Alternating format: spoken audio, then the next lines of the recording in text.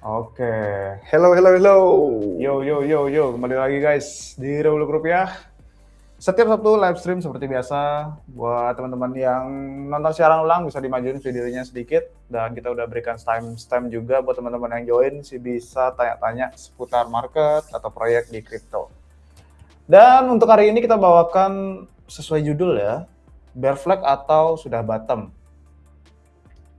Menurut kalian yang mana guys? Ini kita sudah bottom kemarin kah atau ada indikasi bear flag gitu. Jadi kalau bear flag sih jadinya turun sih. Pemantulan sesaat dan turun. Kalau bottom ya mungkin bisa mantul ke atas lagi. Soalnya kita ada di titik-titik yang krusial sekarang. Ada SMR-nya sekarang. Iya, buat kalian yang baru join atau udah nonton dari tadi atau yang nonton siaran ulang, seduh kopi dulu. Hari ini kan 1 jam ya, jadi enak pakai ngopi. Teman ngopi kalian. Sambil kasih juga komentar dan opini kalian. Mungkin kalau nggak punya pertanyaan, kasih pandangannya. Kira-kira outlook sekarang gimana? Karena kan akhir tahun kemarin rada underperform, tapi awal tahun ini sempat ada rally. Jadi Bitcoin-nya dirasa kayak kuat. Orang mungkin bingung. Sekarang saatnya FOMO kah? Apakah udah balik? Biar sobek atau masih ada kemungkinan merosot lebih dalam? Atau udah cukup nih, koreksinya udah cukup, udah oke lah buat dibilang jadi fondasi bottom, bisa deh lanjut lagi. Nah itu kan yang jadi pertanyaan sekarang, karena orang-orang pasti bingung, pasti mencari-cari outlook. Kalau harga lagi kayak gini, kemarin sempat naik 97, sekarang turun lagi 95, terus kayak mau kemana gitu. Iya. Nah itu kayaknya materi yang menarik sih untuk kita jadikan inti bahasan hari ini. Boleh tanya altcoin? Boleh. Oh ini bear flag, menurut keyakinan saya. Menurut keyakinan saya. Berarti udah ganti ya, dulu kan kalau nggak salah IMO, in my opinion. In my opinion. IMO gitu. Cemiwi gitu. Iya, correct me if I'm wrong. Sekarang Bagus sih. jadi menurut keyakinan saya, Menurut keyakinan saya. bear flag. Oke, udah ada satu nih yang ngambil sisi pihaknya bear flag nih. Ada yang ngambil sisi pihaknya bottom nggak nih? Yang berpikir bahwa kemarin itu adalah bottom, coba mention. Biar imbang nih. Biar seru. Pertanyaan altcoinnya yang penting spesifik aja ya. Altcoinnya apa dan yang mau dicari tahu tentang apanya gitu. Ya, betul. BTC time frame weekly kayak mau bikin head and shoulder. Oh, head and shoulder HNS, lupa mulu dah. Shampoo. Nanti kita bakal ngeliat beberapa chart dari gerakan harga itu. Sebenarnya ada banyak kemiripan sih antara teknikal sama on-chain juga. Fra ada kemungkinan scam. Kalau nggak salah itu yang di siklus lalu ya, Fra. Veracity atau apa kalau nggak salah. Aduh, agak lupa. Cuman karena yang hijau itu ya? Lupa deh. Pokoknya karena nggak ngikutin jadi nggak tahu spesifik sih itu apa dan kemudian scam atau enggak. Cuman sempat ada temen yang ngasih tahu kayaknya lagi ada rumor-rumor katanya nambahin supply terus makanya gerakan harganya tiba-tiba dumping 90%. Tapi temen yang ngasih tahu, bukan karena saya ngeliat, jadi nggak tahu deh. Oh iya, kita open cam dulu kali ya. Boleh. Audio sepertinya udah aman guys.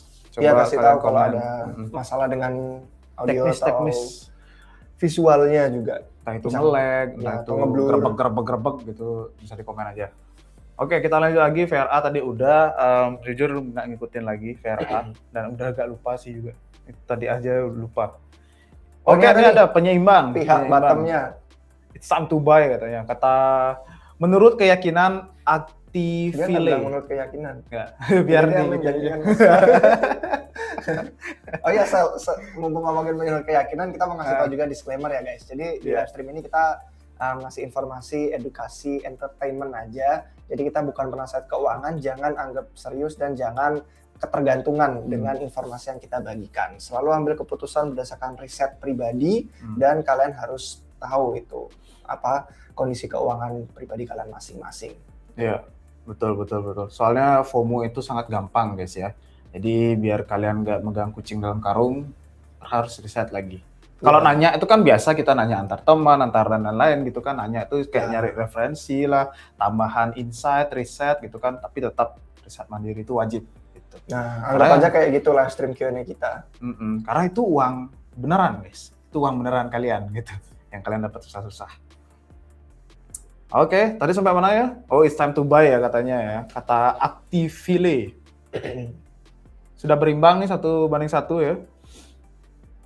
Kayaknya yang bikin naikin kripto lagi emang Powell harus diganti nggak sih biar kebijakan Trump longgar?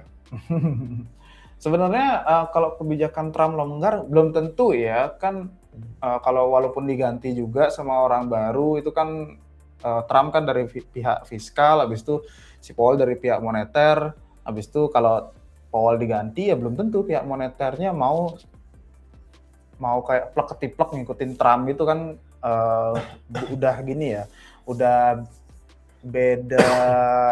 beda dengan syaratnya gitu sebagai bank sentral yang harus netral, tidak ada politik gitu kan. Belum tentu juga kalau Powell diganti langsung bullish belum tentu. Karena sebenarnya menakutkan juga sih buat badan yang harusnya independen tapi jadi dipengaruhi politik ya. Iya. Jadi ya, cuman karena kita bukan warga negara AS, kemarin sempat ngeliat sih di TikTok ada beberapa yang mulai khawatir sih. Harusnya kan dari dulu, padahal yang ngelantik juga si Trump sendiri kan yang ngelantik Powell. Iya. Dan dia milih. Harusnya dari dulu yang namanya independen ya nggak berpihak ke satu partai aja.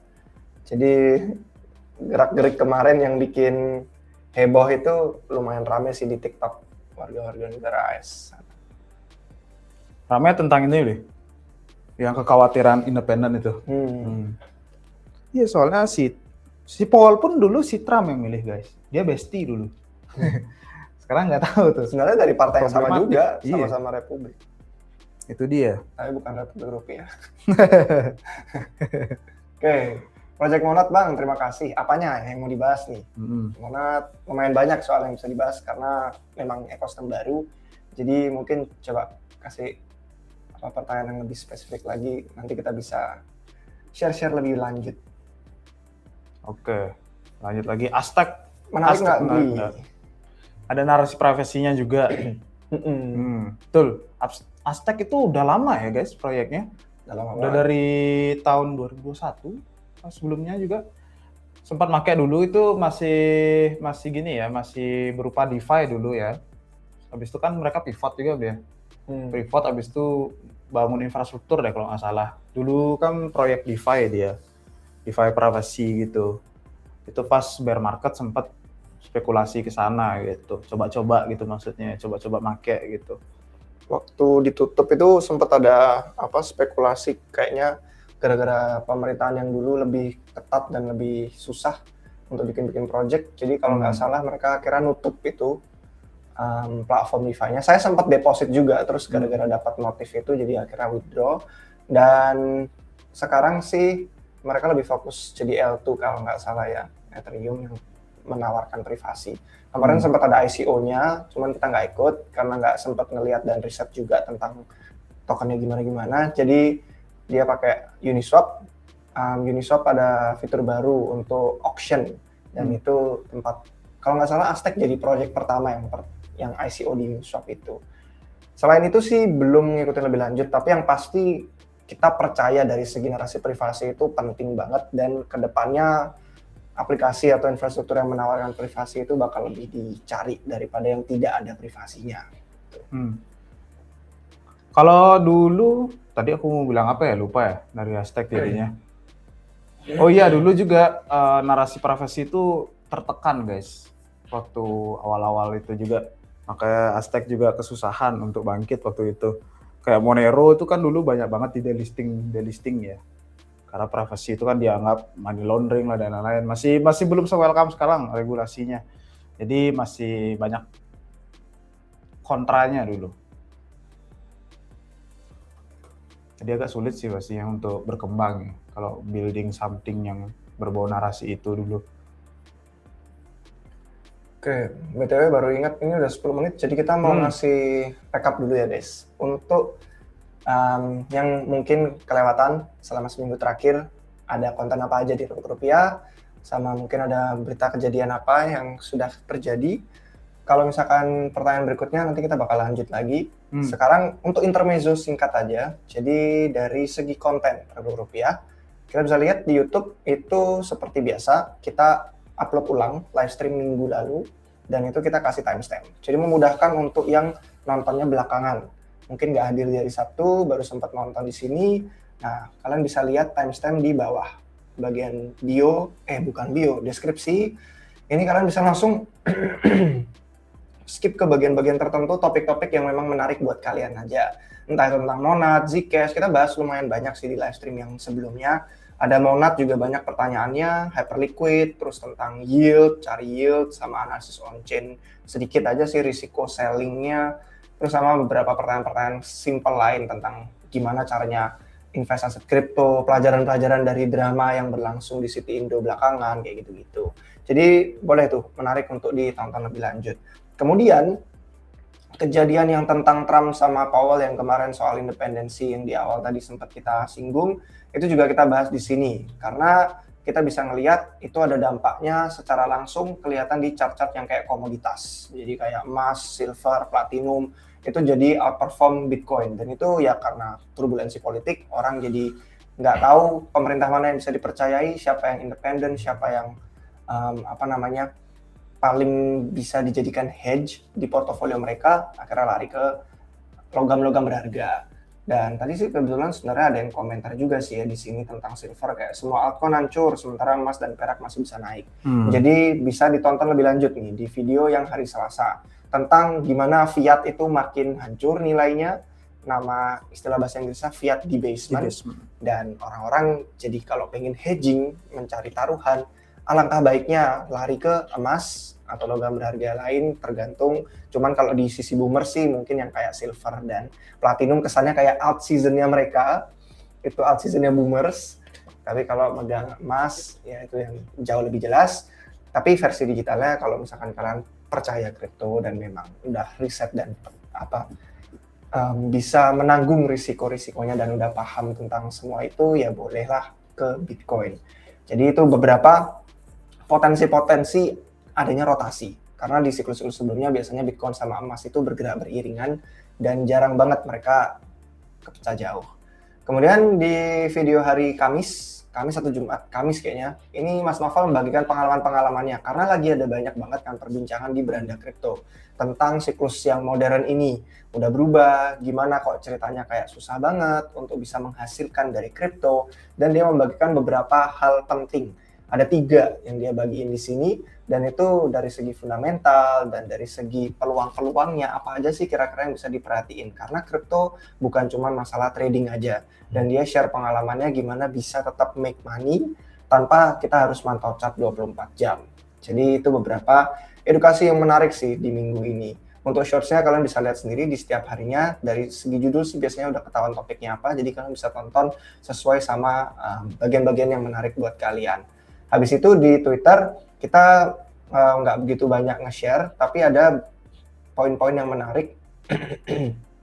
Kalau misalkan kita ngelihat dari segi, ini kan yang live stream sebelumnya, kita bahas tentang Zcash, Monero, dan privasi, nyinggung yang tadi lagi, bakal penting ke depannya. Terus dari segi Monad sendiri udah mulai masuk mainstream ya, karena dia difiturkan dalam program taking stocks, itu di floor-nya langsung New York Stock Exchange. Jadi kalau kalian belum tahu tuh bursa efeknya New York, yang nonton tuh jangkauan platformnya sampai jutaan orang, nggak cuma di Twitter aja. Ini kalau di Twitter kalian ngelihat viewsnya cuma 13.000, tapi dia platform sosialnya itu jangkauannya banyak banget dan luas. Jadi Yunis, salah satu pendiri Monad, itu diwawancarai di episode ini, bahas tentang adopsi stablecoin dan kripto. Kalau nggak salah dia mulainya tuh di menit yang 14. Di sekitaran sini. Nah, ini fintech crypto headlines. Jadi kalau kalian mau nonton lebih lanjut bisa lihat di situ. Terus sama Vitalik bahas tentang Ethereum, gimana caranya biar bisa kalau ditinggalin sama orang-orang inti yang sekarang tetap bertahan untuk jangka panjang. Jadi contoh-contohnya kayak tahan kuantum komputer dan segala macam. Ini sih hal-hal yang berbau teknis. Jadi untuk yang tertarik aja bisa dibaca lebih lanjut. Cuman menariknya adalah Monad dari segi teknis udah menawarkan beberapa hal yang masih dalam daftar keinginannya Vitalik, tapi di Monad itu sudah live, sudah ada secara teknis. Jadi itu menarik kalau misalkan kalian lagi ngeriset tentang Monad dan ngelihat apa sih perbedaannya kok dia bisa dibilang kayak Ethereum, rasa Solana, kenapa dia bisa skalabilitasnya tinggi tapi tetap desentral, itu ada di sana.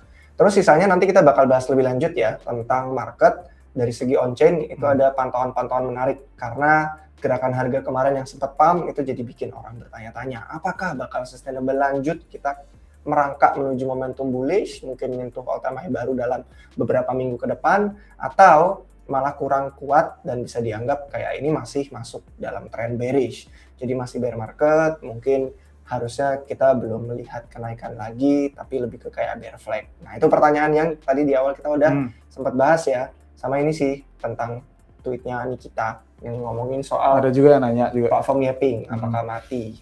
Nah jadi kalau di sini sih ya dia cuman bilangnya API itu kebijakannya kan biasanya platform-platform kayak Kaito atau Cookies DAO atau yang lain-lain kan dia itu ngambil hubungannya itu koneksi dari Twitter, dan kalau misalkan kemarin sudah bikin beranda kita jadi terlalu banyak tweet-tweet yang nggak jelas, cuman AI, banyak spamnya, dan kadang orang-orang itu cuman ngepost sesuatu bermodalkan dia nanya ChatGPT atau AI lain, terus cuma di copy paste, padahal akun Twitter itu sendiri nggak paham yang diomongin apa, jadi bikin Twitter beranda itu terlalu berantakan dan terlalu bingung mau cari sinyal di mana. Noise, sangat noise. Nah, jadi sekarang udah lumayan dibersihin, makanya banyak banget nih sekarang akun-akun Twitter, figur-figur yang lumayan di-respect itu udah mulai pada seneng, dan terima kasih sama Nikita yang awalnya kemarin dibully gara-gara dia merusak algoritma konten-konten kripto, sekarang jadi akhirnya memperbaikinya lagi. Jadi mengurangi harusnya slop-slop dari AI atau konten-konten yang spam. Jadi itu sih untuk semingguan terakhir, nanti kita bakal share lebih banyak ya tentang market, tentang on-chain, karena itu yang sekarang lagi di titik penentuan. Oke, kita bahas ini aja loh, Bi. Mumpung ditampilin juga tentang Yaping itu tadi, tanggapannya. Ada tanggapan apa gimana, Bi, menurut Bi? Mumpung ditampilkan tadi. Lebih lanjut sih, cuman itu aja sih, jadi harusnya lebih bagus ya beranda Twitter sekarang.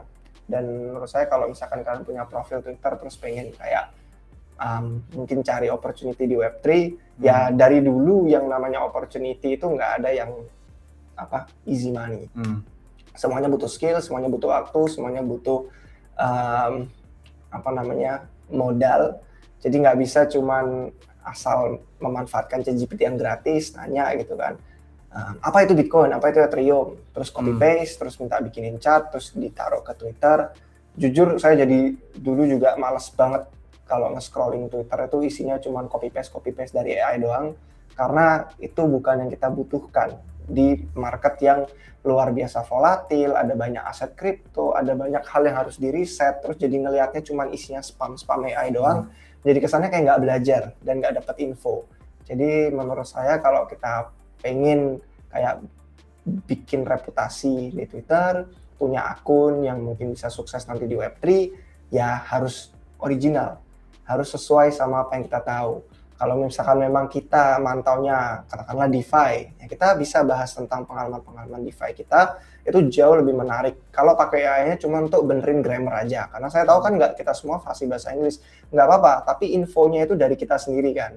Jadi kita ngasih tahu AI, ini yang mau kita posting, kita butuh biar bahasanya menarik dan bagus tuh diterima orang, nah itu oke. Tapi kalau nggak punya info, nggak punya pengalaman, nggak punya apapun, bener-bener nol, terus cuman modal nanya AI-nya yang dikopas ke Twitter, itu sih yang jadi bikin pengalamannya kurang aja untuk riset dan scroll di Twitter. Iya, ngasih gini sih jadinya, ngasih misinformasi sih, orang-orang juga misleading jadinya tentang suatu hal gitu kan, karena kita cuma nanya AI, ini apa maksudnya gitu, coba buatin saya tweet tentang ini, kayak gitu-gitu.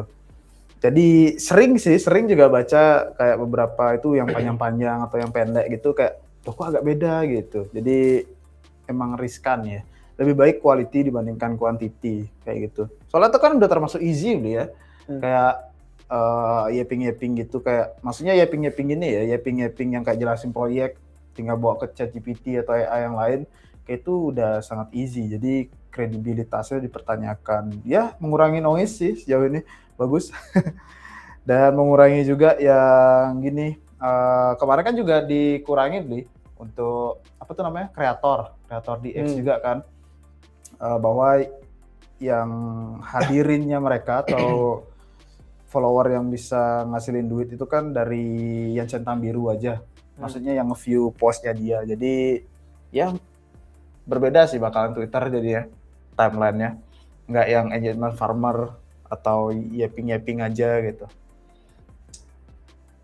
Balik lagi ke kualitas guys. Ya. 900 juta itu berapa di USD? Berapa ya? 1 M aja. Kok bingung gue jadinya ya kalau kebalik ya? Iya bingung. Bingung. 900 juta berapa? Soalnya sering lihat USD-nya kalau BTC. Sekarang sih kayaknya 1,5 masih di 1 M ya? 1,5-an. Oh, ya 50 hampir enggak sih? 50%, mungkin 40% lagi ya. Jauh sih kalau itu. Tunggunya itu tunggu apa? Maksudnya jadi merasa itu Bottomnya mungkin iya, gitu. atau tunggunya itu maksudnya tunggu ke 900 juta ntar langsung OTW 0 gitu. Tunggu ke 900 juta. Ya ditunggu saja. Saya sih nggak nunggu-nunggu gitu ya kejauhan. Emang jauh ya? Aku bener-bener nggak Coba lihat BTC dalam IDR soalnya. Sekarang 1,6. Sekarang 1,6. Kalau nggak di CoinGecko aja ganti. Nah ini dah. Convert jadi IDR. 900 juta itu di September 14 900-an itu. September 14. Eblek lagi pada cari mangsa, maksudnya mangsa marketnya. Tinggal bear. Oh kalau ini mikirnya bear nih. Berarti udah ada berapa tadi? 2 bear flag, 1 ngerasa bottom. 60 ribuan Li. Wow, 60 ribuan mah target yang nanti kita bisa lihat di chat ya. Yeah. Itu sebenarnya target-target bearish yang dicari orang karena sudah pernah terjadi di siklus-siklus sebelumnya. Tapi ya kadang kalau ditanya gitu alasannya kenapa harus ke 60 ribu lagi, ya cuman karena udah pernah terjadi aja gitu. Padahal kan pasar udah berbeda. Apakah semua yang terjadi di masa lalu harus terjadi lagi di masa depan, kan itu pertanyaan $1 juta. Itu pertanyaan mahalnya yang kita semua nggak punya jawaban. Mungkin kita bisa mulai aja kali ya, karena kayaknya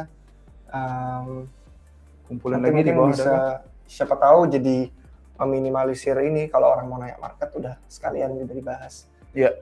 Oke, jadi ngomongin tentang bear ya. Masuknya sini. Oke, jadi kita bakal ngelihat ada beberapa garis yang dia ini teknikal karena moving average. Jadi performa rata-rata. Kita bisa bandingin dari yang tahunannya itu 365 hari terus sama yang 200 week ya. 200 week itu berapa ya jadinya ya?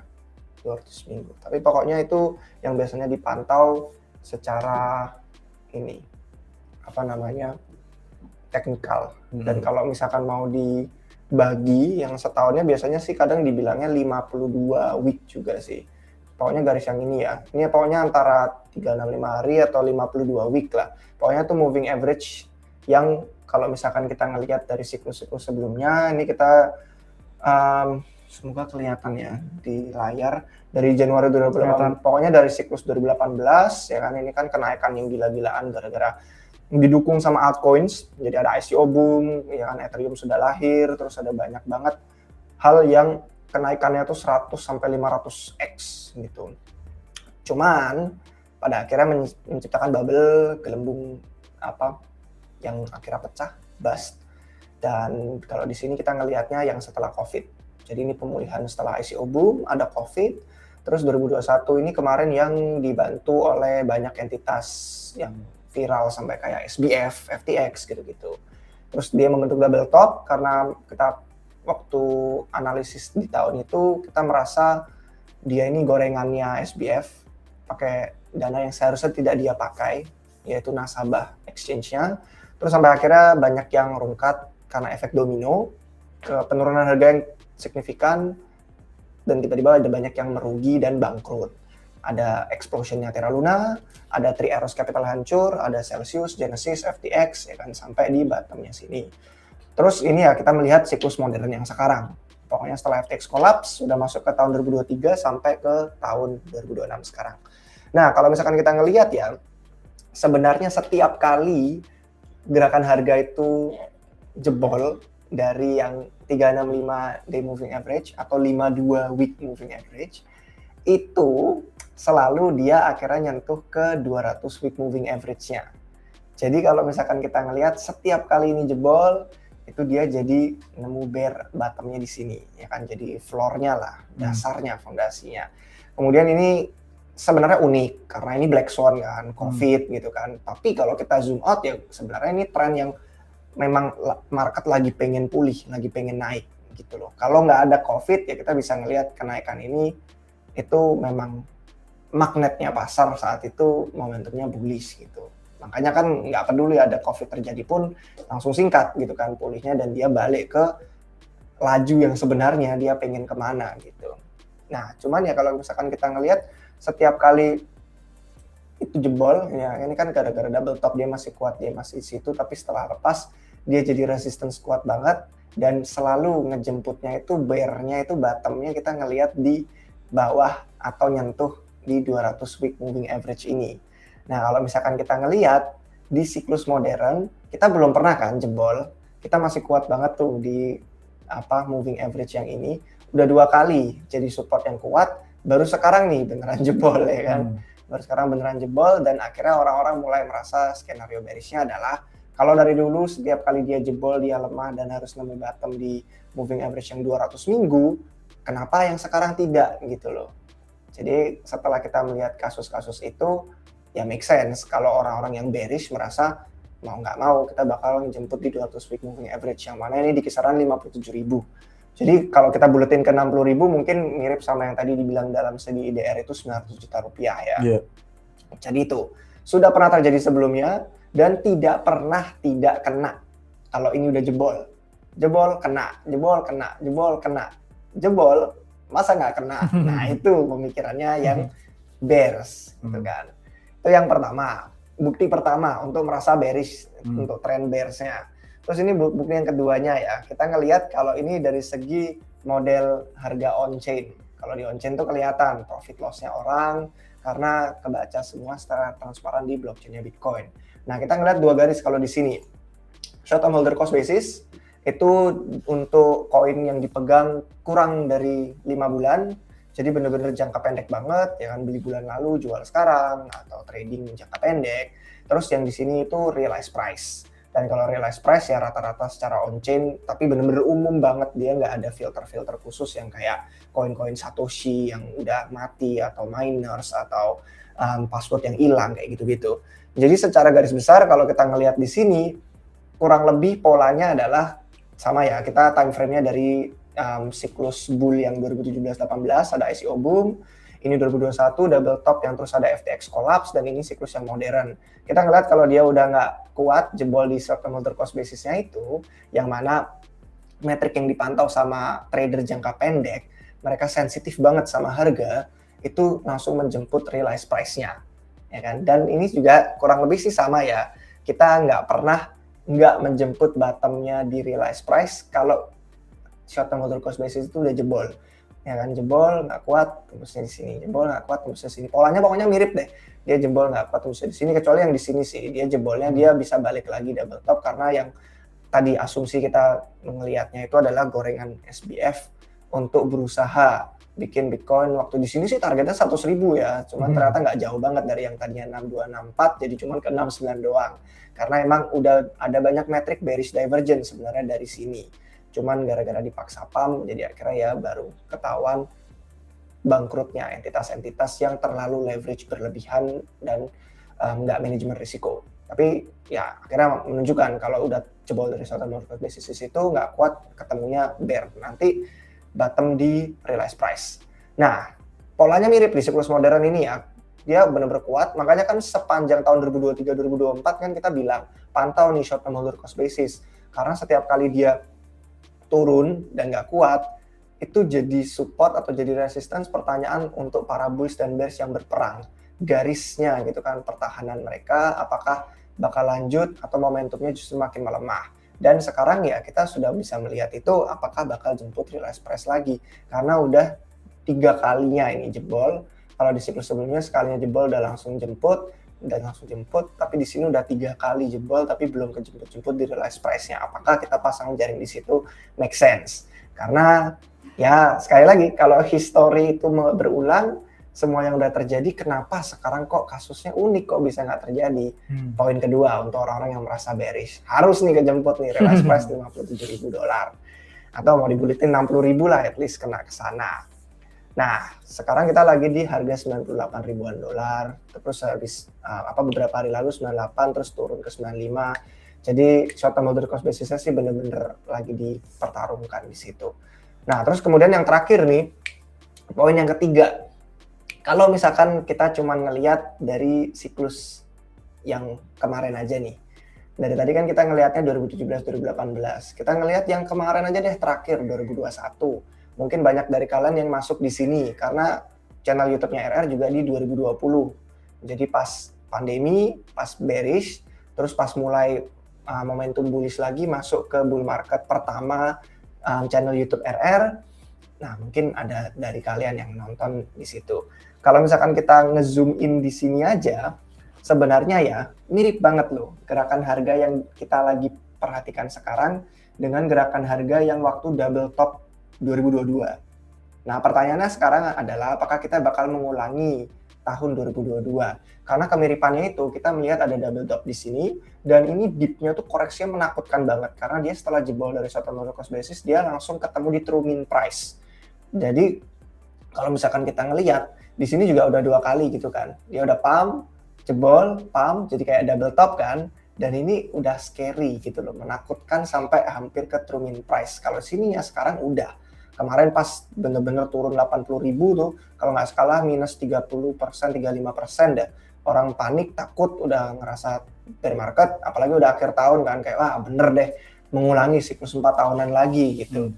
Dan bener-bener jadi support gitu loh, true mean price-nya ini. Kecuali bear marketnya udah tahap akhir banget yang bener-bener parah dan dia udah jauh di bawah true mean price yang warna biru pokoknya.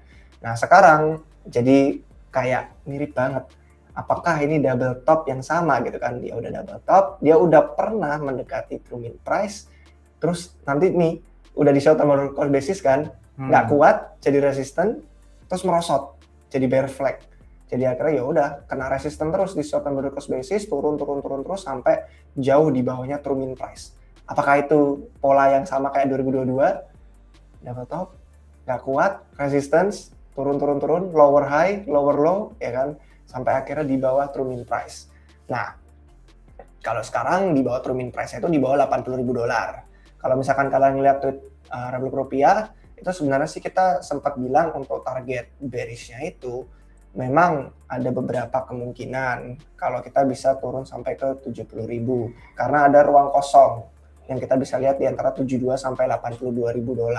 Jadi kurang lebih sih nggak jauh dari true mean price 70 sampai $80.000. Cuman gara-gara kemarin ada kekuatan rally yang sampai ke 98, apakah udah cukup nih untuk membentuk bottom?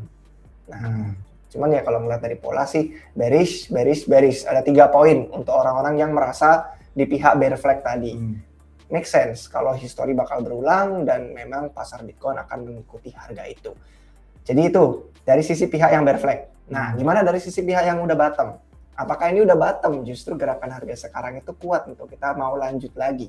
Karena ada data-data lain. Kalau di sini datanya benar-benar data harga doang, price performance, tarik garis, sama paling yang di on-chain ini menarik sih karena dia kelihatan profit and loss-nya. Nah, cuman kalau kita ngelihat sekarang, biasanya top itu ya terjadi kalau orang beli terlalu banyak di harga terlalu mahal. Makanya terlalu banyak yang nyangkut, jadi terpaksa menjual.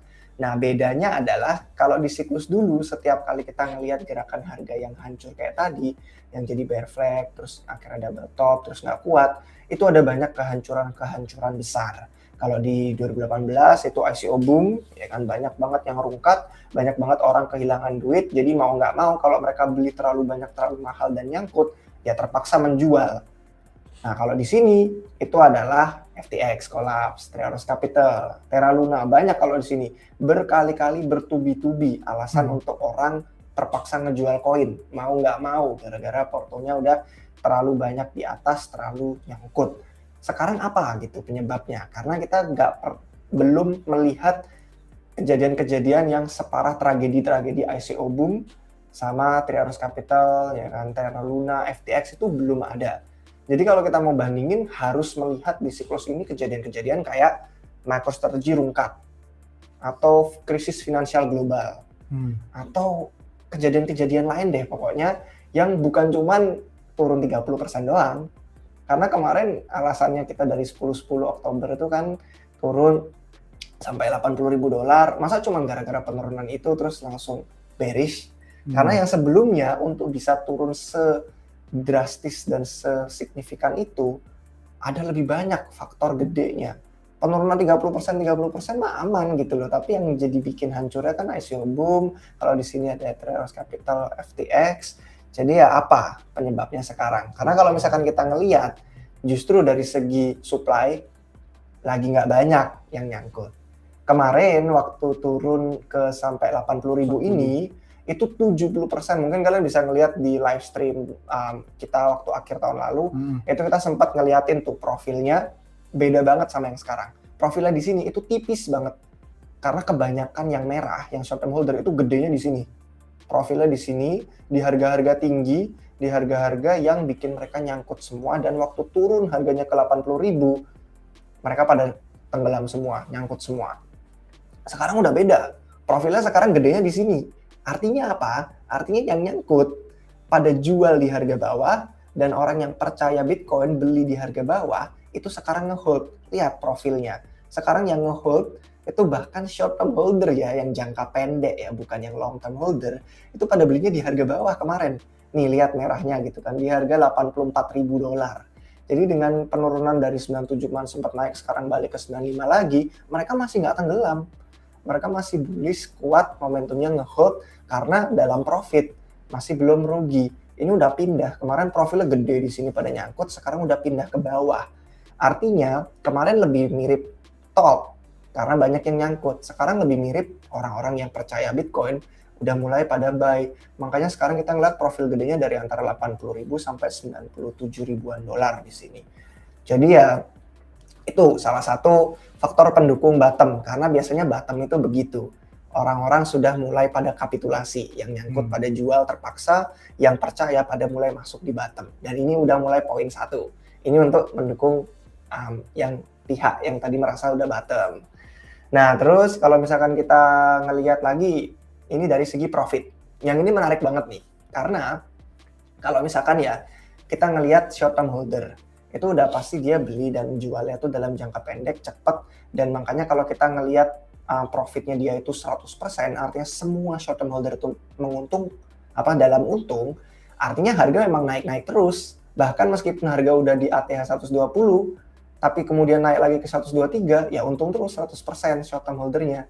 Jadi baru beli, naik lagi, untung. Baru beli lagi, naik lagi, untung lagi. Jadi makanya ini kelihatan ketika dia lagi di gerakan-gerakan harga yang dekat-dekat all time high 100%. Kalau di 0% ya pokoknya dia baru beli, udah langsung turun, koreksi, makanya mereka kerugian. Nah, yang menariknya dari chart yang ini adalah, kalau misalkan kita ngelihat profitnya itu dari yang kemarin kita turun drastis ke 80.000 ya, yang 10-10 tragedi itu kan dari 0% tuh, nggak ada yang untung, karena baru beli udah rugi semua. Lompat ke 60% profit. Cepat banget itu. Nah, ini kalau misalkan kita ngelihat dari kejadian-kejadian sebelumnya, setiap kali kita dari 0 naik ke 60%, ATH baru. Dari 0 naik ke 6%, ATH baru. Dari 0 ke 60%, ATH baru. Dari 0 ke 6%, ATH baru. Nah, ini pola yang menarik nih. Pola yang sekarang kita lagi ngelihat. Ya kan, dari volatilitasnya pasar, di mana short term holder tiba-tiba kaget kemarin baru aja beli di 126, dipikir bakal 150 akhir tahun, Q4 performanya bullish, up only, ya kan. Nah, ternyata turun 0%, gara-gara tiba-tiba dumping $80.000. Tadi kita udah ngelihat chartnya, orang-orang pada jual, menyerah, kapitulasi di bawah, ya udah, yang nyangkut jual, yang percaya beli di bawah, short term holder yang beli di bawah, akhirnya sekarang untung, 60% dalam profit. Apakah polanya sama nih? ATH. Nah, itu kan menarik tuh, jadi poin kedua yang mendukung bottom itu sudah bukan bear flag. Kuat nih rally-nya. Nah, cuman mungkin orang bilang, lah ini kan baru siklus ini aja Min, modern ini. Jadi kita cuma ngelihat dari 2023. Oke, coba kita mundurin ya. Kita mundurin ke siklus yang sebelumnya lagi. Jadi kalau misalkan kita zoom out, kita ngelihat dari tahun 2017, itu lumayan bagus juga. Cuman beberapa aja sih yang nggak terbukti kalau 0 ke 60% itu langsung menuju all time high. Jadi ada beberapa contoh kayak akhir 2018 ini beberapa gagal ya, dia dari 0 ke 60% tapi gagal ya kan, dia terus melemah momentumnya sampai malah justru bottom baru lagi, turun lebih dalam lagi. Di sini nih berkali-kali. Terus kalau misalkan kita ngelihat lagi paling yang kayak Luna, FTX itu di mana di sini 2021, 2022 nah di sini 0-60% ya kan, berkali-kali dia nyoba tapi tetap makin turun makin hancur.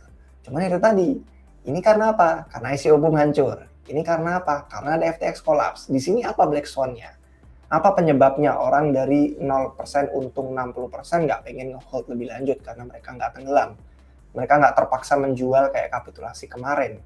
Jadi kalau kita ngelihat dari track record 2017, ini pun menunjukkan ya kan 0-60% ya kan all time high baru, 0 ke 60%, all time high baru. Meskipun all time high yang di sini all time high nggak beda jauh sih gara-gara double top, tapi itu semua kita sudah melihat banyak contoh-contohnya kalau profit tiba-tiba langsung untung. Jadi mulai seimbang ya. Kita ngelihat dari yang bear flag ya kan, bearish, bakal turun lebih lanjut.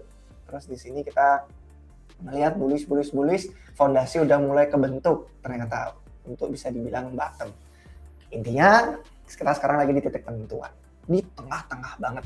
Kita bener-bener bakal melihat dalam beberapa minggu ke depan. Kalau kita cek dari yang tadi RR share di Twitter ya, ini kan MVRV sama Soper nih. Ini jelas banget kita ngelihat di titik yang mirip-mirip sama koreksi-koreksi di siklus modern ini. Bukan yang boom and bust kayak siklus sebelumnya, bener-bener simple, sederhana, nggak ada penyebab-penyebab yang bikin pasar itu langsung rungkat, hancur black swan, tapi bener-bener sustainable, masih oke, masih kuat, tinggal tentuin aja. Mau ngulang yang kayak dulu langsung bearish lagi, lanjut momentum, terus semua orang mulai menyerah, atau kita mau menunjukkan kalau bulls ternyata sudah mulai pindah posisi, yang nyangkut udah pada menyerah, yang percaya udah pada masuk di bottom. Intinya lagi pada retesting, MVRV Soper lagi di titik 1, lagi berusaha untuk menentukan, dan dari segi harga dia benar-benar di tengah juga. Kita apakah bakal balik lagi ke true min price kemarin yang 80.000, baru kita dapat kekuatan di situ, mantul kuat, jebol nih yang 98, terus jadiin support, harus klaim support kuat dulu di short and order cost basis, sama kayak yang sebelum-sebelumnya. Tiap kali jebol harus kuat dulu baru bisa lanjut momentum, jebol kuat dulu baru bisa lanjut. Nah ini kalau kita bisa, misalkan turun nih dikit, karena gara-gara bearish, orang merasa, wah bakal ke 56 nih, bakal ke 60.000 gitu kan, yang tadi jauh banget ke bawah, ternyata cuma di sini, mungkin mentok-mentok 70.000 yang on-chain profil, kita sempat lihat beberapa minggu lalu, nge-week gitu kan, sudah sapu bersih, yang pada nge-short, dipikir ke sini, kena short squeeze, mantul kuat, terus jebol ke 98, akhirnya dia jadi support, nah lanjut tuh, all time high baru, momentum bullish. Atau yang terjadi cuman merosot terus aja. Nah, itu beberapa skenario yang bisa jadi pertimbangan. Jadi menurut saya kita dalam titik yang harus tetap waspada, tapi dari segi on-chain-nya sih optimis dan merasa kayak bagus sih, oke sih. Ini kayaknya strukturnya benar-benar beda dari yang siklus-siklus sebelumnya. Tapi yang tadi gimana? Tapi yang tadi itu ada yang menarik nih, yang dari gerakan ke 60% itu. Yang ini, yang dari 2017 apa yang dari siklus ini aja, 2023? Nah, anggaplah dari siklus ini aja. Ini biasanya momen-momen short squeeze biasanya guys, makanya cepat banget tuh naiknya. Cus langsung gitu. Kayak penentuan, habis itu oke, lanjut lagi sentimen, kena short squeeze, lanjut lagi sampai 100 gitu. Yeah. Itu cepat banget biasanya, cepat banget. Nah, ini yang main spot, belinya di bawah, langsung untung 60%. Yang main leverage, di bawah pikir bakal turun lebih dalam lagi, nge-short di bottom, kena short squeeze. Short squeeze, habis itu dari skim beli spot gitu, biasanya gitu. Nah, udah setengah jalan kan, oh waduh ini posisi shortku udah rugi banyak, ya udah kita beli spot gitu, jaga-jaga gitu kan, karena short squeeze gitu aja siklusnya biasanya. Ya. Jadi itu dia bahaya leverage. Jadi intinya kalau kita ngeliat dari segi teknikal, ya ini masih tren-trennya bearish, masih ada banyak bear flag, ada kemungkinan untuk turun lebih lanjut, entah turunnya cuma ke 80.000 kayak kemarin, true min price, atau bakal ngulangin siklus yang kayak waktu dulu parah, ada kacau Black Swan, yaitu di $60.000, misalkan MicroStrategy rungkat. Tapi itu dari segi teknis dan histori aja. Cuman kalau dari segi on-chain-nya, ini lebih terlihat seperti bottom. Lebih terlihat seperti titik-titik di mana biasanya struktur pasar udah mulai kuat, bukan berarti bottom itu nggak bisa turun lebih dalam lagi, tapi lebih ke kayak udah siap gitu loh. Energinya untuk kalau pengen lanjut lagi ke atas, udah mulai pada ganti holdernya. Yang megang koin bukan yang nyangkut dan tidak percaya. Yang megang adalah yang udah beli di bawah dan berani. Karena nggak mungkin orang-orang yang tidak percaya Bitcoin itu berani beli di 80.000 kemarin waktu turun. Pasti lebih milih untuk wait and see, takut atau nge-short. Kalau yang percaya doang baru berani. Karena menakutkan loh beli di harga waktu turun tajam 80.000, aku mau beli di sini, itu menakutkan banget. Jadi pasti orang yang percaya. Makanya justru kita ngelihat long term holder mulai nambah di sini, tapi short term holder ya karena belum 5 bulan sih dari 80.000, makanya belum berubah ke warna biru. Jadi gitu sih. Menarik. Menurut kalian gimana? Apakah kita cuma bakal volatile sideways dulu terus lanjut naik, atau nge-wick dulu ke bawah untuk bisa naik lebih kuat, atau malah merosot lebih dalam? True. Di samping itu sih juga kita pasti update terus ya guys ya. Soalnya kan kondisi itu berubah sewaktu-waktu gitu kan. Dari segi on-chain ada perubahan, habis itu dari segi global gimana, dari segi liquidity dan lain-lain, itu yang harus dipantau. Soalnya setiap event itu pasti ada penyebabnya, gitu. Ada penyebabnya, habis itu kena domino effect dan lain-lain gitu. Jadi tuh, makanya kita live stream setiap hari Sabtu. Gitu. Oke, dari pembahasan yang panjang itu coba kita baca komentar dulu. Kalian lebih banyak tim bear flag atau tim bottom sudah terjadi? Coba yang belum komen bisa di komen. Ya kita lihat juga sentimen dari audience. Mana yang bilang tadi apa nih? Bear flag di high time frame, bull flag kalau di lower time frame. Oke. Bear market atau bull ini menurut abang, semoga bisa membantu ya tadi yang kita udah share chartnya itu. Yang menurut opini pribadi saya, karena saya bukan orang yang suka tarik garis TA atau teknikal, saya sih lebih suka yang dari segi on-chain yang ngelihatnya. Dan itu sih lebih mirip kayak koreksi 2023, lebih mirip kayak koreksi yang udah kita lalui. Jadi koreksi bear yang berbeda daripada yang siklus sebelumnya. Nah, terus naik hanya untuk ngambil liquidity, habis itu terjun. Siapa yang ngambil liquidity? Apa yang diambil? Dan liquidity-nya siapa? Iya.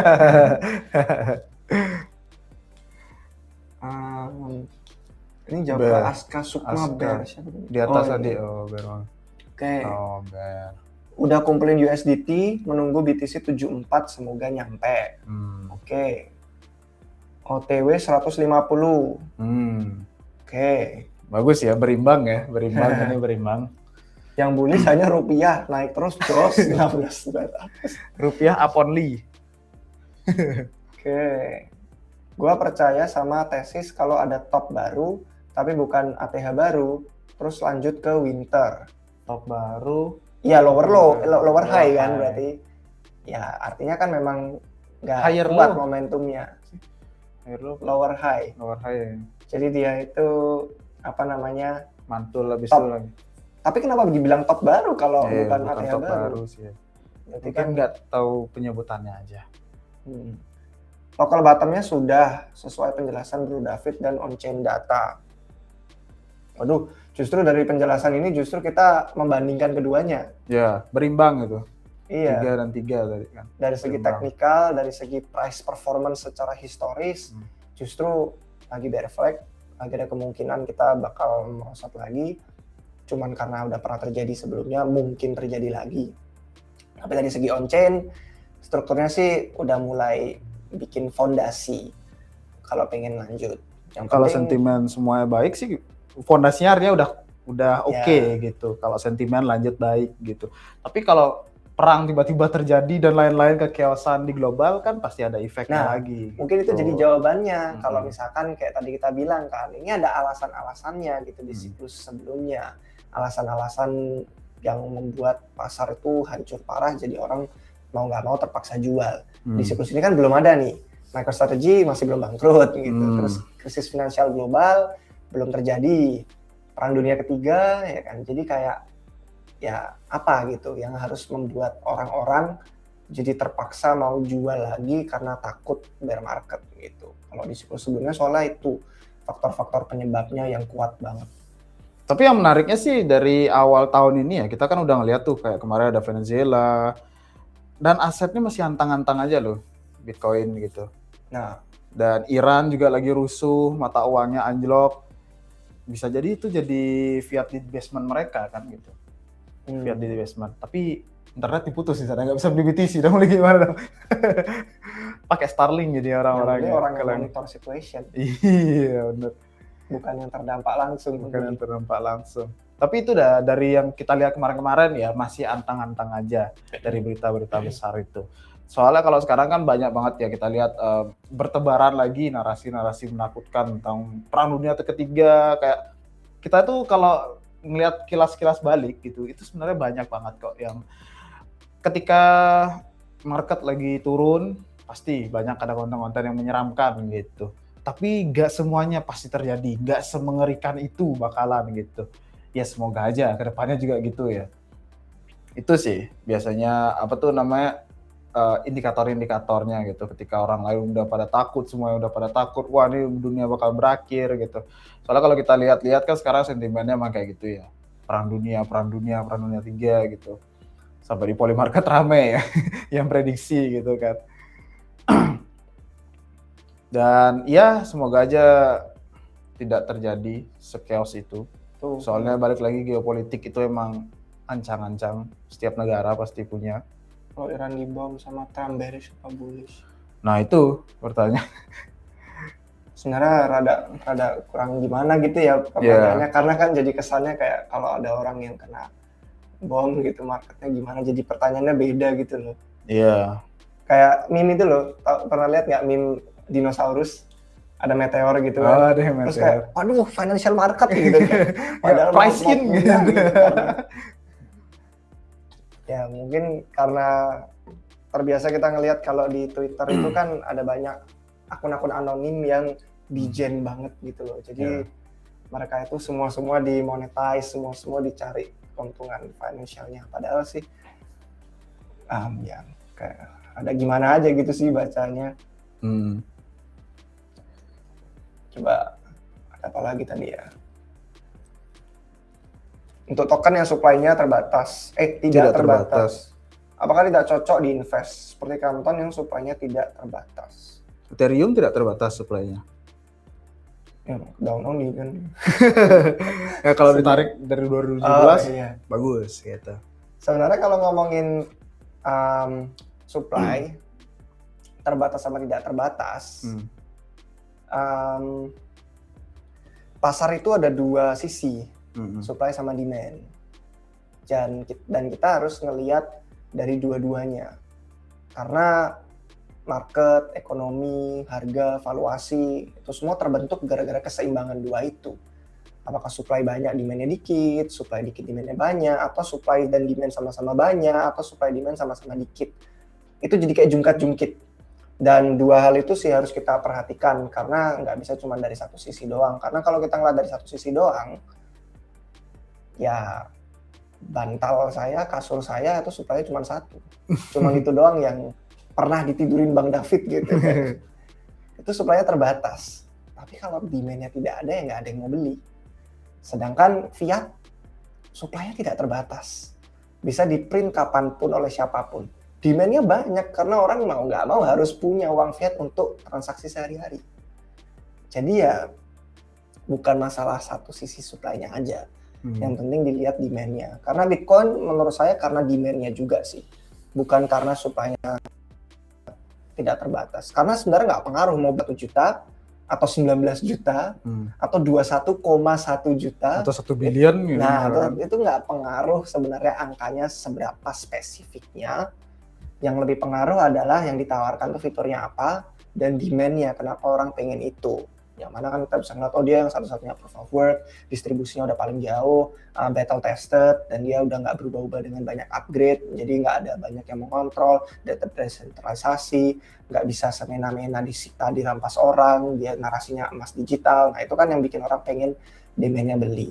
Kalaupun ternyata jumlahnya 24 juta bukan 21 juta, kayaknya selisih 3 jutanya pun nggak bikin orang terlalu gimana-gimana kalau demand-nya Wah, ada. lagi 3 juta banyak gitu. Ya, Itu kan cuman asumsi-asumsi ya yang berawal dari narasi. Sebenarnya itu udah di bull market sebelumnya, cycle sebelumnya di 2021 itu banyak kok proyek-proyek yang copycat Bitcoin, dan di cycle sebelumnya juga banyak ada copycat Bitcoin, dan marketingnya itu membawa-bawa supply yang sangat terbatas, supply-nya hanya sekian gitu.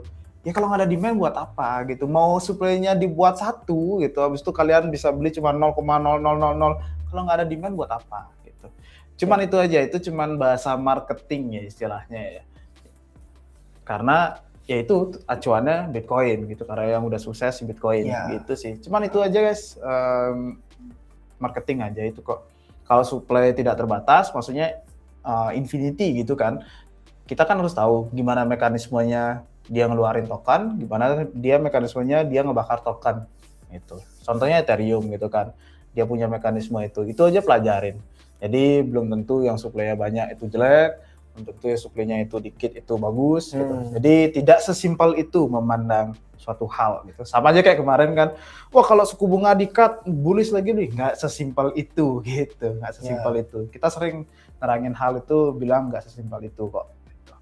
Atau kan soalnya banyak yang supply-nya dikit tapi nggak pump. Banyak yang supply-nya nggak terbatas tapi pump. Nah itu karena ada demand, karena ada tension. Cuman kan yang penting kita tahu aja time frame-nya. Karena kan biasanya yang supply-nya nggak terbatas, karena dia ada banyak unlock, dia ada banyak banget yang bakal masuk ke pasar, kan takutnya kayak di-dumping atau unlock-nya jadi bearish atau jual. Nah itu jadinya yang perlu kita riset dari segi demand-nya, siapa yang mau beli, siapa yang mau jual. Terus kayak kita tahu misalkan dalam periode waktu 8 bulan mungkin bakal ada unlock, takut. Ya udah kita pegang itu, misalkan kita percaya oh kayaknya sih dalam 5-6 bulan aja kayaknya mungkin ada potensi ini pump. Ya udah beli, jual 5 bulan kemudian sebelum unlock, ada profit dikit, kantongin, udah kan jadi nggak di hold. Jadi ya itu sih, tergantung aja sama dari preferensi kita, mau di tradingin, mau diinvestasikan, yang pasti untuk supply itu tetap harus mempertimbangkan sisi demand-nya juga. Ya, betul. Sangat. Ngikutin beritanya Pump Fund, banyak yang bullish. Kalau Pump Fund sih jujur memang saya sangat-sangat mengikuti dari segi adopsi on-chain-nya, dari segi orang-orang yang trading, akun baru, fee-nya, revenue-nya, karena dia salah satu yang bisa disandingkan sama Hyperliquid. Protokol yang bener-bener printing money, dan salah satu yang memang di watchlist saya sih. Cuman kalau misalkan mau tanya lebih spesifik, mungkin bisa kasih tahu berita yang mana yang mau dibahas. Karena kalau dari segi banyak yang bullish ya memang kemarin sempat pick up lagi dia. Bener-bener langsung banyak akun baru yang trading, dan momentumnya itu tetap nggak disalip meskipun sempat kemarin gara-gara ada Bong Fund, ada beberapa launchpad lain, tapi tetap akhirnya ya mereka yang mendem lagi, mereka yang diam, tenggelam, terus Pump Fund tetap yang bolak-baliknya terus selalu comeback. Tapi emang kemarin meme di Solana bangkit lagi sih, Ble. Itu sih ya pengaruh. Kalau ngomongin harga dari Pump Fund, kenapa nge-pump kemarin? Oke, udah hampir 1 jam, jadi kita bakal jawab cepat dengan lebih cepat. Untuk mengapa Fastlane, kenapa hanya bisa berjalan di Monad? Karena tim Fastlane udah ngelihat Ethereum sama Solana perbandingannya. Di Solana itu SVM-nya kurang cocok, mesin virtualnya. Jadi mereka cari yang EVM, tapi di EVM-nya Ethereum itu dia kurang scalable, kurang cepat. Jadi dari segi kayak salah satunya waktu blok di Ethereum tuh lama, sedangkan di Monad itu cepat, kurang dari 1 detik. Jadi akhirnya tim Fastlane membandingkan Ethereum sama Solana, ya udah cuman bisa di Monad aja. Tanggapan RUU Amerika ditentang Coinbase. Ini tadi ada beberapa pertanyaan ya, nggak tahu nih Blue ngikutin apa nggak ya. Aku soalnya keskip nih. Nah, mereka nanya tentang RUU Amerika ditentang Coinbase. Terus ada ini, berita tarif sama Clarity Act kok ditunda terus. Sama tadi ada lagi kalau nggak salah deh. Atau orang yang sama nanya ulang lagi ya. Tentang Clarity Act sama rancangan undang-undang itu. Kayak RUU itu Nah ini yang orangnya sama deh. Yang minggu ini ya, aku nggak lupa deh beritanya. Tarif sama Clarity Act. Oke. Yang itu agak lupa sih yang tentang sama Coinbase ya guys, sorry. Kalau yang tarif itu kayaknya ini berita tarif, maksudnya si Donald Trump itu yang dituntut itu menyalahgunakan kewenangan itu mungkin ya. Yang orang pakai DOJ itu. Kayaknya itu ya yang dimaksud ya, yang dari tarif. Itu kan dari awalnya minggu lalu, habis itu minggu ini di hari Kamis gitu maunya kan. Kamis apa Rabu sih? Soalnya di US jamnya, lupa. Nah itu yang ini aku nggak baca nih. yang itu ditunda terus kan, nggak keluar bahwa Trump itu bersalah atau tidak. Sebenarnya kan orang-orang tuh nunggu itu kan, kalau Trump bersalah, habis itu dividen dari tarif tuh digimanain dong dananya, kan udah dapat uang gitu dari tarif, apakah dibalikan? Habis itu sentimennya buruk dong gitu, orang-orang berspekulasi seperti itu ya, sentimennya buruk dong, fiskal nggak bisa ngasih nih ke masyarakat gitu kan, soalnya kemarin ada narasi kayak ada garansi pajak lagi nih, pemotongan pajak gitu-gitu kan, subsidi, ada subsidi pajak dan lain-lain, itu kan dari hasil tarif gitu kan. Nah itu spekulasi orang-orang, jadi kalau itu keluar keputusannya mungkin clear gitu outlook-nya jadinya gitu, yang ditunggu orang-orang sih. Tapi biasa ya emang ya kalau kasus-kasus kayak gitu tuh biasanya emang makan waktu sih guys. Sama aja kayak kasusnya Powell kemarin itu yang dituntut itu kan, kasusnya kemarin. Nah itu kayak modelan-modelan yang kayak itu biasanya makan waktu lama, bisa bertahun-tahun. Jadi ya balik lagi sih, cuma noise sesaat aja itu, karena itu bakal lama banget kasusnya. Kalau dari Trump yang tarif itu ya emang sih harus ditunggu juga biar lebih clear. Dia pun juga mau spending juga mikir-mikir kan, biar nggak nanti ribet juga. Nanti ditarik dananya, ribet lagi kan. Kalau yang Clarity X sih belum lihat lagi update-nya. Clarity X belum lihat lagi update-nya. Tapi yang pasti itu lebih ke industrinya ya, kalau Clarity itu ya. Yang lagi satu kan kemarin stable tuh. Yang Genius. Yang itu yang Clarity, karena mereka butuh orang beli. Iya, mereka butuh pembeli, please datang. Clarity ya itu lebih ke industri sih. Kita juga sempat singgung di live stream yang udah jauh juga, dan itu mungkin dari awal pas itu ingat nggak beli? Pas ada Clarity X itu pas diusung, kita sempat bahas di live stream, mungkin itu ya, cuman lupa bulan kapan itu. Kita singgung, dan mungkin kedepannya kalau industri itu sudah terregulasi dengan penuh ya gitu istilahnya, kemungkinan easy money, free money, airdrop itu sangat sulit kedepannya. Itu udah di tahun lalu sih kayak kita bahas tuh. Jadi itu sih. Harusnya sih memperbaiki industri ya, jadi token tuh lebih benar, lebih baik. Apa utility-nya, apa hak-hak yang diterima konsumen dan investor. Karena selama ini masih abu-abu antara yang megang token sama shareholder, terpisah gitu kan, yang satu megang sahamnya, yang satu megang tokennya. Padahal revenue-nya cuma masuk ke kantong yang megang saham, terus tokennya nggak di-buyback, nggak dapat value accrual. Jadi itu kayaknya jadi hal yang menarik. Intinya nggak bisa, harus lebih legit. Nggak bisa semena-mena lagi sih. Kayak ngeluarin token, habis itu listing, nggak bisa kayak gitu sih. Tidak semudah itu. Ya sisi bagusnya terregulasi jadinya. Sisi baiknya. Jadi para startup tuh bisa bergerak. Kenapa ditentang sama Coinbase? Mungkin ya karena jadi nggak banyak yang bisa mereka listing kali ya. Sama gorengan-gorengan itu kan yang bikin volume pendapatan mereka gede itu tinggi. Mungkin asumsi aja. Tapi ya kita perlu baca lebih lanjut lagi tentang itu. Untuk saham Indo, mohon maaf karena kita bukan trader atau investor saham Indo, jadi kurang banyak yang bisa dibahas. Iya. Cuman yang muncul di beranda aja yang baca sekelewat, tapi kayak tidak aktif 24 jam riset itu, jadi kurang tahu banyak. Pakai emoji menangis, matanya ungu. Air matanya ungu. Itu ice purple crying. Air mata atau bola matanya ungu. Habis digebukin gitu matanya. Sayangnya nggak kelihatan emoji.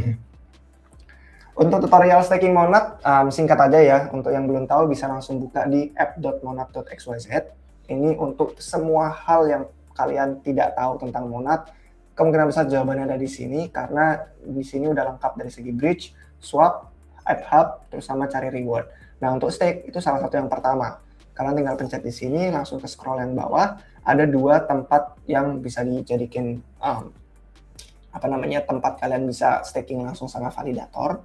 Tapi karena ini staking langsung sama validator, ya cuman ada Game Monad sama cuman ada Monad Vision platformnya. Tapi kalau kalian masuk ke dalam, kalian tinggal connect wallet ini kan lewat MetaMask. Nah, tinggal pilih aja di sini connect walletnya, pilih ke yang MetaMask. Nanti kalau udah connect, kalian bakal ngeliat validatornya ada apa aja, tinggal pilih kalian mau staking kemana, sesuai sama seberapa sering mereka sukses dapat reward, ya kan, terus jumlah staking yang udah ada di mereka berapa banyak, sama kalau nggak salah nanti di bagian dalam staking tuh harusnya ada tulisannya kalau misalkan dia APY-nya lebih gede atau lebih kecil, karena bayar komisi atau enggak, terus dalam beberapa blok terakhir mereka dapat reward atau enggak. Itu kurang lebih sama sih yang di Gemonad sama yang di Monad Vision kurang lebihnya. Cuman beda UI, beda UX, tinggal pilih yang lebih nyamannya kalian di mana aja. Misalkan contoh di sini pengen staking, tinggal connect wallet, sama pilih yang MetaMask kalau memang pengen pakai dompet MetaMask. Kalian bisa pilih sesuai jumlah yang pengen di staking, itu langsung ke validator. Kecuali kalian pengen stakingnya pakai yang liquid, mungkin bisa dipakai lagi nantinya untuk aplikasi-aplikasi lain di ekosistem DeFi, ya bisa ke punyanya Fastlane di shmonad.xyz. Gitu. Connect walletnya pilih MetaMask. Cukup simpel, tinggal taruh jumlah stakingnya aja.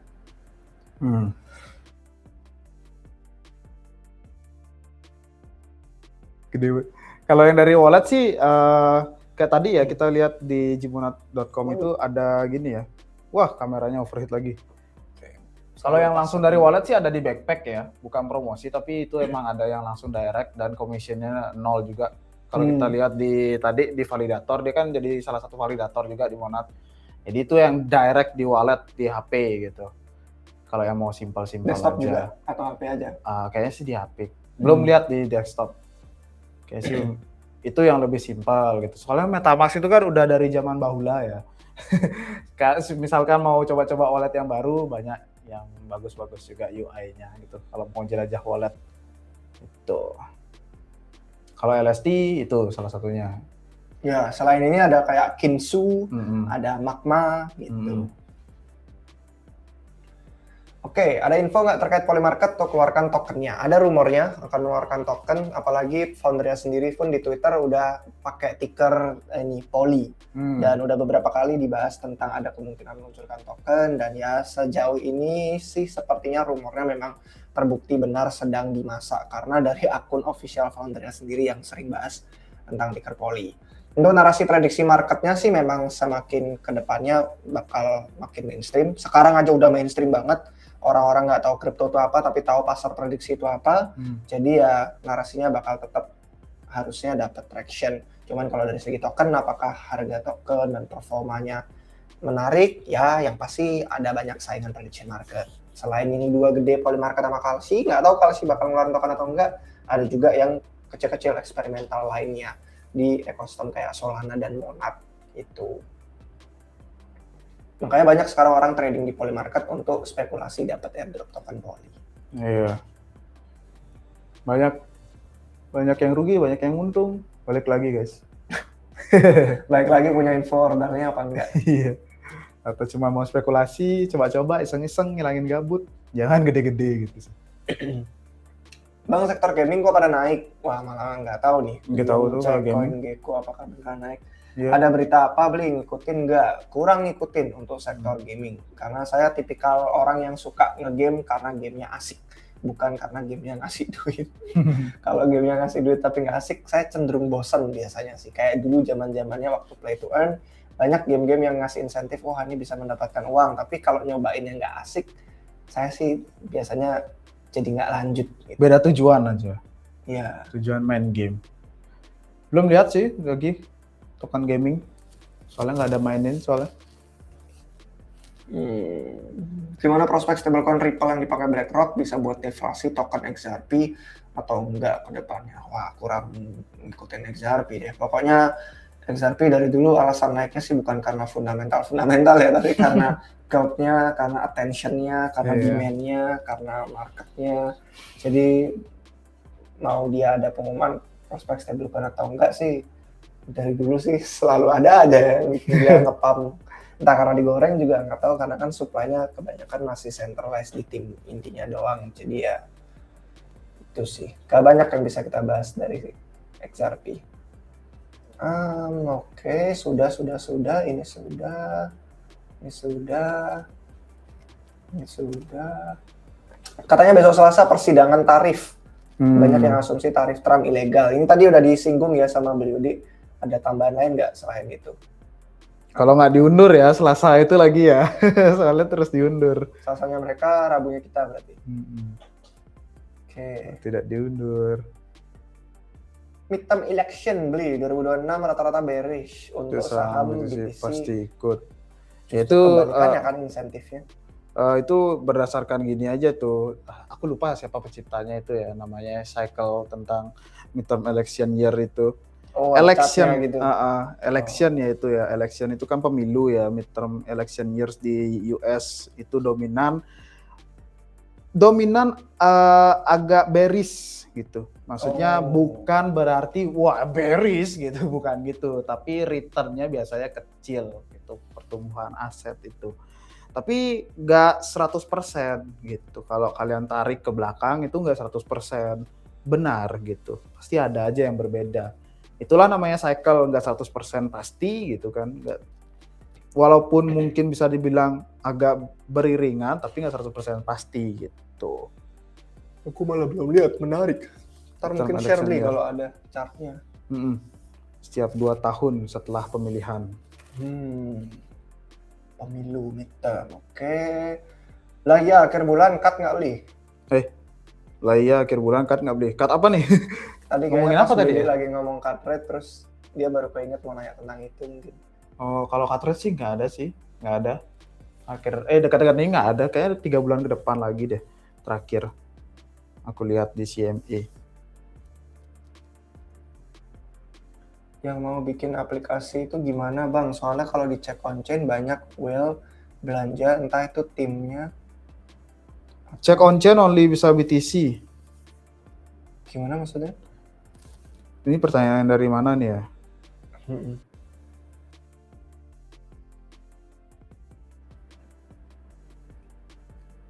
Wah ngelag. Masa iya ngelag? Suara kita ada nggak guys?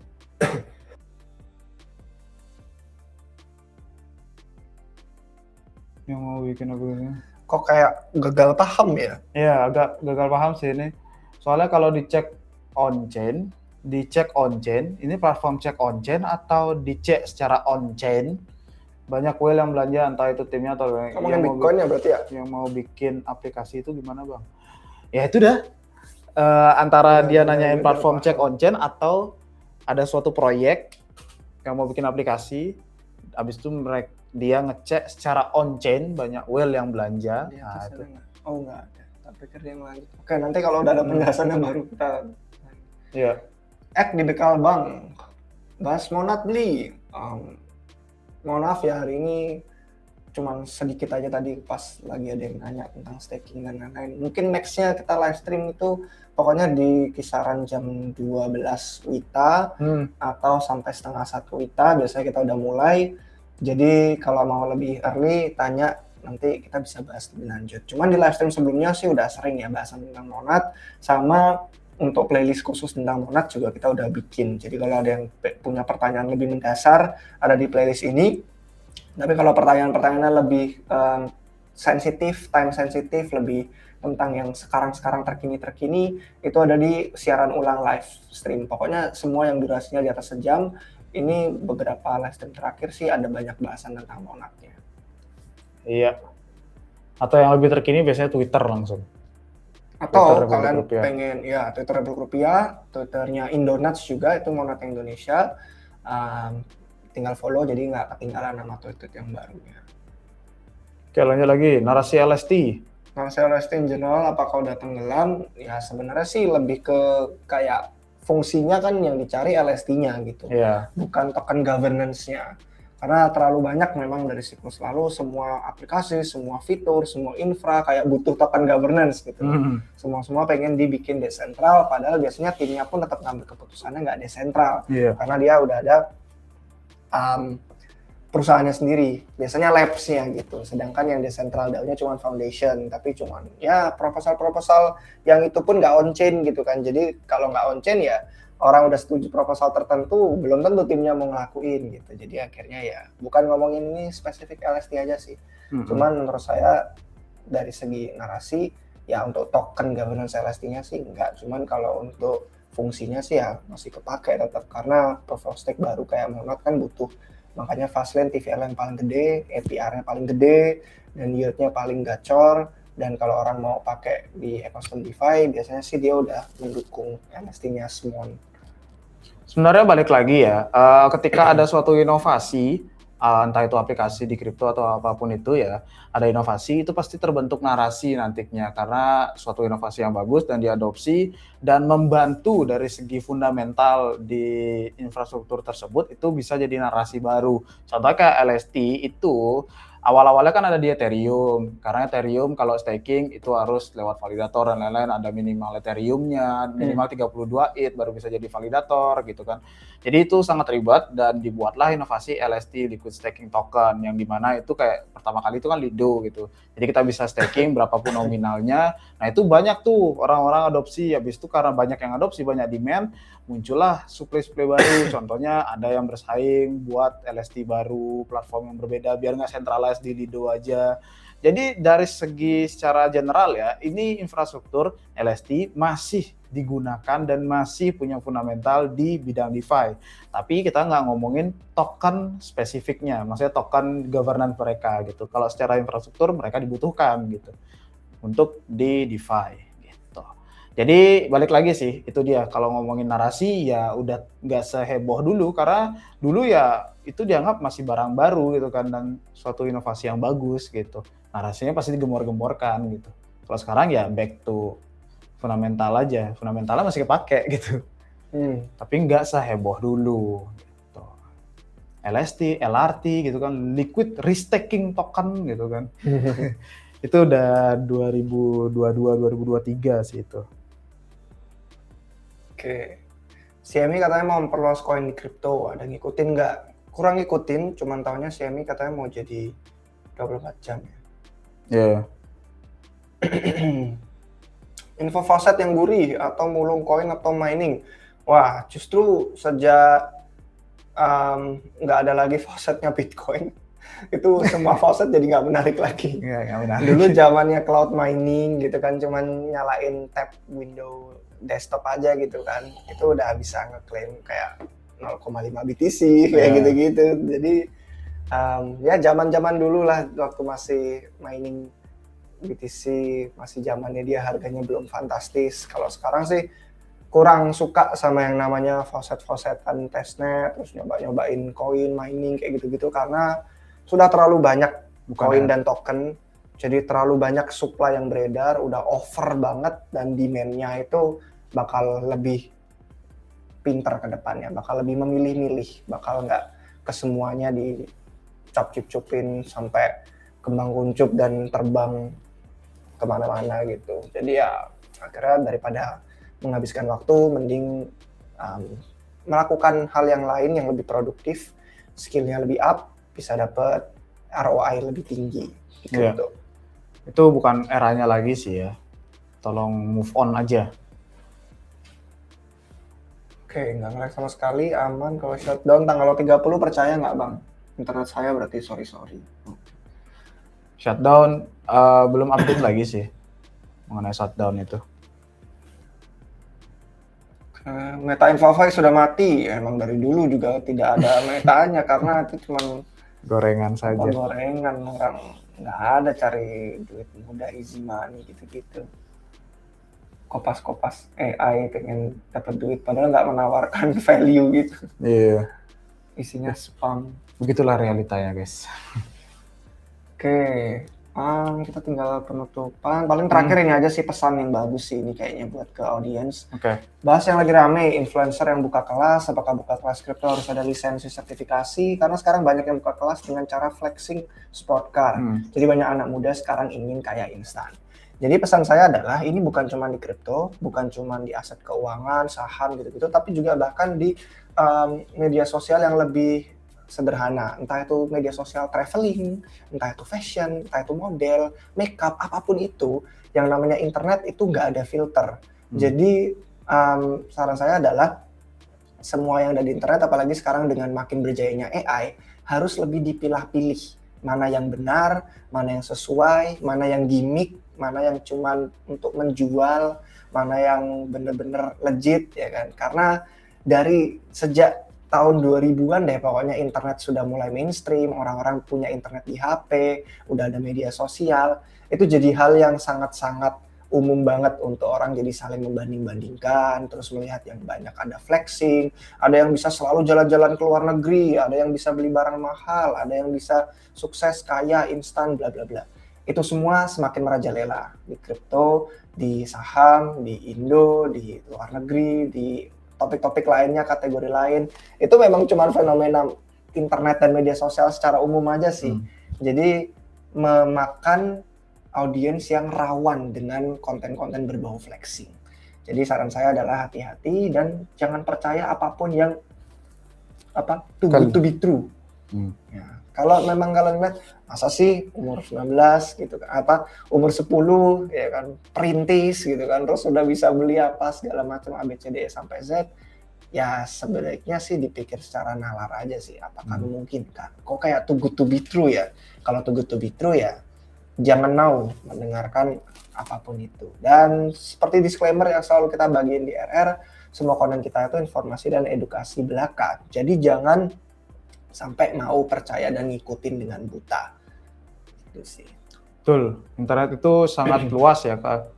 Kalau kalian nggak bisa filter, pasti bakal kena gitu kan, yang buruk-buruknya terutama. Soalnya kan kalau TV itu kan ada pengawasan orang tua, di bawah pengawasan orang tua, masih diawasin. Kalau internet tuh susah ngejaringnya. Jadi kalau karena kita ngelihat tadi Bro David lihat, too good to be true, ya udah kalau kita nggak mau masuk ke rabbit hole seperti itu, ya langsung aja di hide.